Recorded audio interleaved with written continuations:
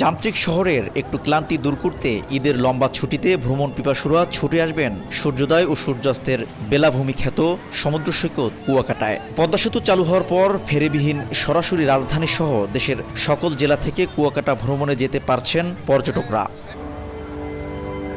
পর্যটন শিল্পের সঙ্গে জড়িত ব্যবসায়ীরা জানান, বর্তমানে পরিস্থিতি ভালো থাকায় ঈদের দুদিন আগ থেকে টানা 10 দিন পর্যন্ত তাদের হোটেল মোটেল বুকিং রয়েছে। তাই পর্যটকদের বরণ করতে হোটেল মোটেল ও রিসোর্টগুলো সেজেছে নতুন সাজে।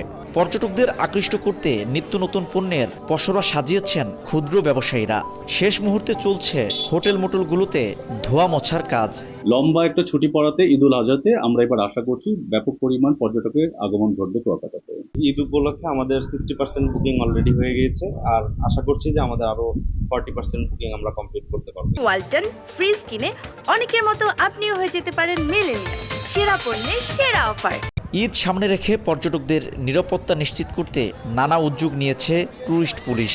বিভিন্ন ধরনের প্যাট্রোলিং এর ব্যবস্থা রয়েছে, ফুড প্যাট্রোলিং এর ব্যবস্থা রয়েছে, বিচ বাইকের মাধ্যমে আমরা প্যাট্রোলিং এর ব্যবস্থা করে থাকি। এছাড়া সাদা পোশাকে আমাদের পুলিশ সদস্যরা বিভিন্ন জায়গায় কাজ করে থাকে।